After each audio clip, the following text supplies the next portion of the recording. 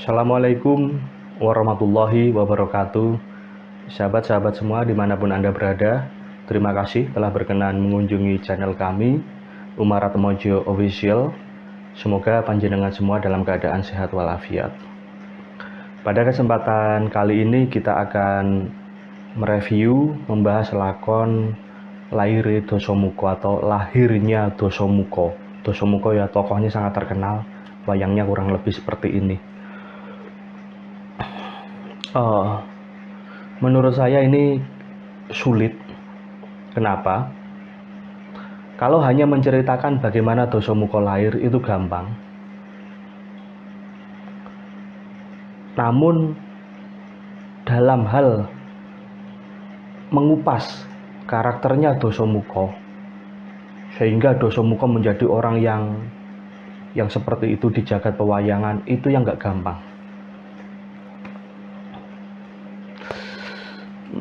Kalau lahirnya Dasamuka itu ada dua versi.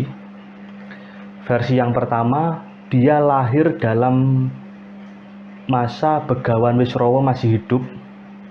Itu ada. Jadi Dewi Sukesi melahirkan Dasamuka, Begawan Wisrawa masih hidup dan dia yang memberi nama, ada. Namun juga ada Sanggit yang Dasamuka lahir tidak ketunggon atau tidak, Begawan Wisrawa sudah tiada. Nah,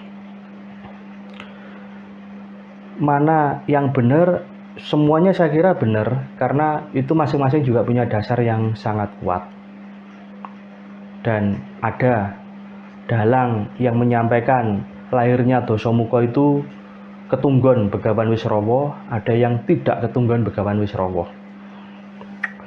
Terus juga ada Sanggit. Pada saat saya kecil dulu di kampung, di desa itu ada dalang sepuh yang pada saat melakonkan lahir Dasamuka itu tidak wujud bayi, tapi Dewi Sukesi itu melahirkan itu 4 wujud. Pertama itu getih atau darah, yang kedua itu kuping atau telinga, yang ketiga itu kuku, dan yang keempat baru wujud bayi bagus. Itu ada seperti itu. Namun ada juga yang menyampaikan Sanggit bahwa lahirnya Dasamuka itu ya wujudnya sudah bayi. Namun yang Dasamuka bayinya beda, kulitnya merah dan kelihatan kuat gitu, sentosa. Sementara yang bebarengan juga dengan lahirnya adik-adiknya. Jadi wujudnya Dasamuka lahir itu, Dasamuka itu kan punya 4 bersaudara, saudara kandung. Dasamuka, Kumbakarna, Sarpakenaka, dan Gunawan Wibisana. Jadi ada Sanggit yang menyampaikan bahwa Dasamuka lahir itu wujudnya sudah buta, bukan getih, tapi sudah wujud buta, cuma merah dan kelihatan sentosa. Merahnya itu disampaikan juga karena glubrat getih gitu, maka dinamakan Rahwana. Rah itu getih, Wana itu alas, Wana itu hutan. Kenapa? Karena pada saat lahir Dasamuka itu dibarengi dengan lolongan serigala seperti itu untuk menghidupkan Sanggit yang sangat dramatis. Terus juga berikutnya disusul dengan buta yang memiliki telinga sangat lebar dan diberi nama Kumbakarna. Kemudian bayi berikutnya adalah wanita, bayi perempuan, namun bersisik dan berkuku panjang, Sarpakenaka. Sarpa itu ular, kenaka itu bunga. Tuh.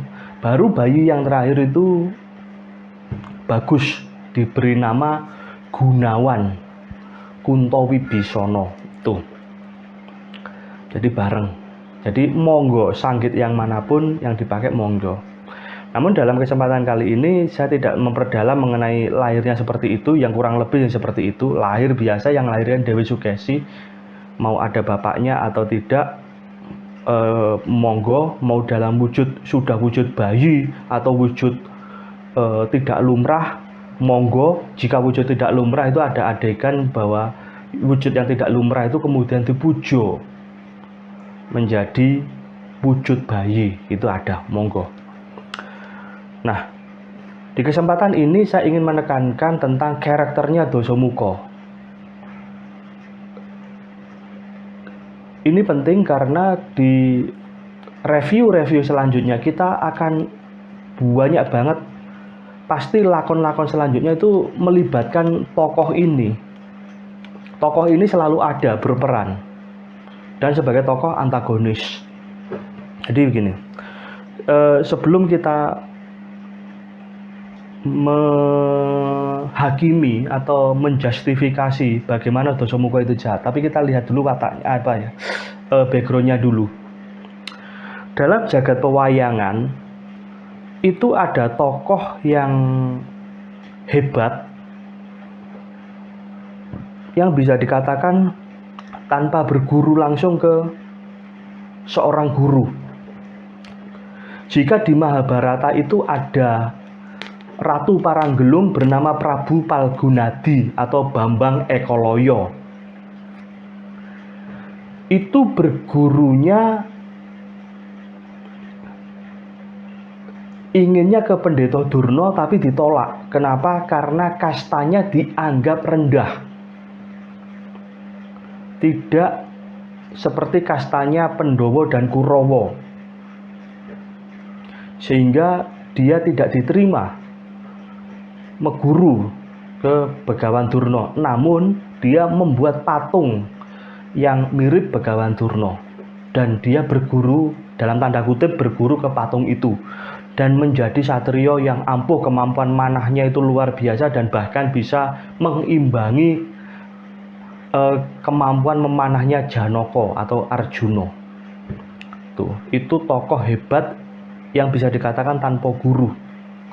Kalau di jagat Ramayana, tokoh hebat yang tanpa guru itu adalah Dasamuka ini.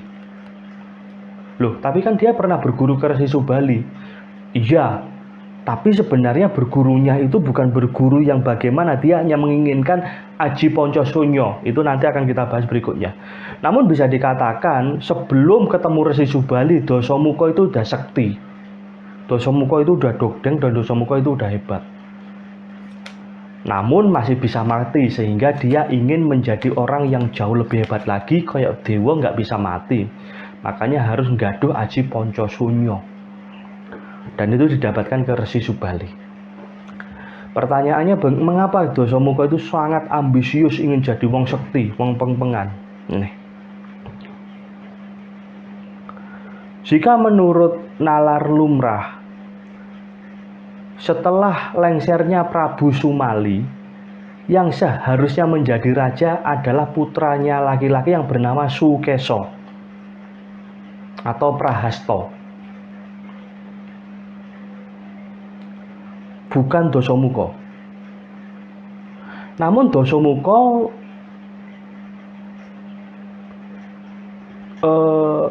tidak digulawentah oleh Begawan Wisrawa. Kenapa?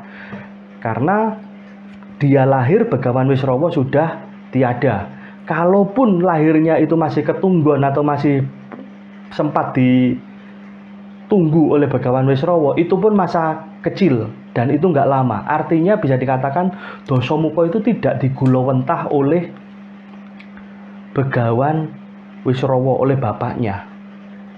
Dan juga tidak digulawentah oleh ibunya Dewi Sukesi. Kenapa? Karena Dewi Sukesi mati kunduran, artinya dia pada saat melahirkan Rahwana, Kumbakarna, Sarpakenaka, Gunawan Wibisana, Dewi Sukesi meninggal. Sehingga Dasamuka digulawentah oleh kakeknya yang bernama Prabu Sumali. Sehingga jelas di dalam hal ini Dasamuka tidak memiliki warisan maksudnya. Kenapa? Karena Praja Ngalengka itu akan jatuh ke Prahasta. Sedangkan negaranya bapaknya Lukapala udah dikeratoni oleh kakak tirinya, yaitu Danapati atau Danaraja. Jadi di Ngalengka sendiri jika menggunakan sistem kasta, Dasamuka tidak akan menjadi raja. Oleh karena itu sepanjang hidupnya Dasamuka pada saat sudah ngeratoni Ngalengka, sistem kasta dihapus. Jadi tidak ada kasta. Yang ada adalah orang yang sekti atau tidak. Jika kasaktene itu linangkung, dia itu seorang yang sakti, walaupun secara kasta itu tidak terhormat, tetap dipercaya oleh Dasamuka. Contohnya siapa? Marica. Terus Janggri Sorono, itu pimpinannya maling copet, tapi iso cedak ratu. Kenapa? Karena pemerintahannya Dasamuka menghapus sistem kasta. Nah, itu juga yang menjadikan Dasamuka memecut Kumbakarna pada saat di Lakon Rubuhan untuk perang bela Ngalengka, walaupun nggak bela Dasamuka. Kenapa? Karena Rama Wijaya dari Ngayodya, dari negeri Ayodya, itu terbiasa dengan sistem kasta. Jadi salah satu motivasi utama Kumbakarna itu maju perang adalah jangan sampai kultur yang sudah dibangun oleh Prabu Dasamuka di Ngalengka, yaitu sistem kasta itu hilang. Maksudnya sistem yang tidak ada sistem kasta itu hilang menjadi kultur baru yang dibawa Rama Wijaya, yaitu sistem kasta itu. Nah, kembali lagi ke Dasamuka. Jadi Dasamuka tidak bisa mengandalkan siapapun untuk menjadi orang yang nomor satu. Karena jika mengandalkan kakeknya, jelas kakeknya akan memprioritaskan anaknya laki-laki, yaitu Sukesa. Lebih-lebih Dewi Sukesi sudah sedo, jadi jelas kepemimpinan estafetnya akan ke Sukesa atau Prahasta. Loh, terus Dasamuka manggon neng ndi? Artinya Dasamuka itu dapat apa? Jelas nggak dapat apa-apa. Disitulah Dasamuka semakin bersemangat untuk menjadi orang yang paling sekti, sehingga sejak muda Dasamuka itu orang yang gemar bertapa. Rahwana gemar bertapa. Dan bertapanya yang tempat yang sering kondang itu adalah Gunung Gohkarna. Nah, itu. Jadi kalau dilihat dari orang yang punya ambisi untuk menjadi nomor satu dan direwangi tirakat atau didorong dengan lagu prihatin dan perjuangan, Dasamuka ini contohnya. Jadi dia merupakan figur yang bisa anggap aja dari nothing to something, dari bukan siapa-siapa yang seharusnya tidak mewarisi Ngalengka menjadi ratu Ngalengka yang paling kondang. Bahkan kondangnya Dasamuka melebihi kondangnya Prabu Sumalirojo, kakeknya sendiri. Tuh. Dasamuka selalu haus kesaktian. Dan Dasamuka itu pinter di dalam mengatur siasat perang. Di dalam mengatur strategi apapun, Dasamuka itu pinter. Dan termasuk Dasamuka orang yang tidak mau nyembah dewa. Dia tidak mau. Dia menganggap bahwa dewa itu makhluk, ya seperti makhluk pada umumnya, yang cuma wajib dihormati tapi tidak disembah. Jadi tidak ada sesembahan Dasamuka siapa? Tidak ada. Ya Dasamuka, nggak nyembah dewa, nggak nyembah Betari Durga, nggak nyembah Bathara Kala.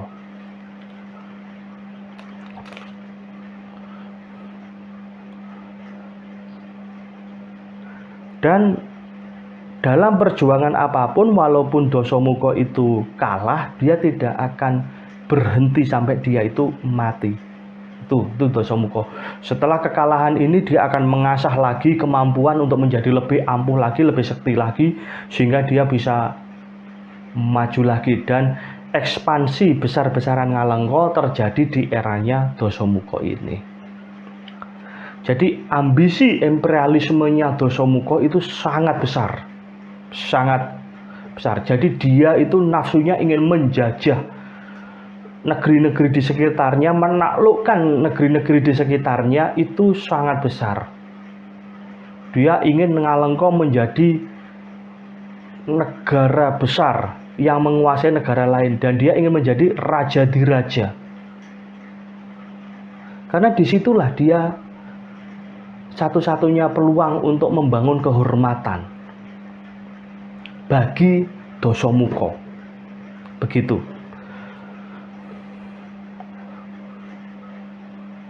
Dan bagaimana Dasamuka itu bisa menggantikan Prabu Sumali duduk menjadi raja, itu siasatnya luar biasa. Dan dalam usia masih remaja, Dasamuka sudah punya istri. Dan istri pertamanya Dasamuka adalah Dewi Sayempraba dari negeri Guwawindu, putranya Prabu Wisakarna. Nah, itu Dewi Sayempraba. Walaupun kemudian dia menjadi selir, bukan permaisuri, karena permaisurinya Dasamuka adalah Betari Tari. Betari Tari itu saudaranya Betari Tara yang dilakukan Lembu Suro Maesa Suro itu menjadi widodari yang ingin diwengku oleh Ratu Guwa Kiskendha. Nah, permaisurinya Dasamuka adalah Betari Tari. Tuh.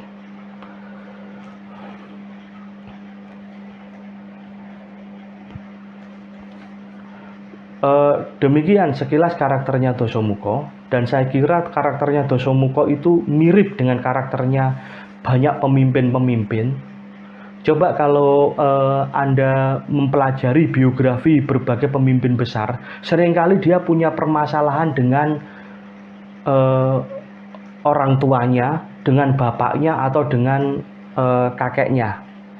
Contoh Alexander Agung, Alexander the Great. Itu di dalam sejarah dia punya permasalahan dengan bapaknya dan dia ingin menjadi orang besar sehingga dia menjadi penakluk negerinya para negeri. Saya untuk mempelajari Dasamuka mudahnya itu menggambarkan itu seperti Alexander the Great. Nah, mohon maaf, yang saya pahami Alexander the Great itu beda dengan Zulkarnain yang ada di Al-Quran. Zulkarnain tersendiri, Alexander the Great tersendiri. Nah, mempelajari sejarahnya Alexander the Great, Alexander Agung itu memudahkan saya untuk memahami karakternya si Dasamuka ini. Tuh. Dan Dasamuka membedah Lokapala itu bukan hanya urusan balas dendam ataupun apa. Urusan utamanya adalah ambisi untuk menaklukkan negeri lain sehingga dia menjadi raja diraja. Demikian sekilas pada kesempatan kali ini yang bisa saya sampaikan. Saya mohon maaf apabila ada penyampaian yang kurang berkenan. Untuk selanjutnya kita akan lanjutkan dengan review lakon-lakon selanjutnya setelah lakon lahirnya Dasamuka ini, di mana Dasamuka membedah Lokapala. Terima kasih. Wassalamualaikum warahmatullahi wabarakatuh.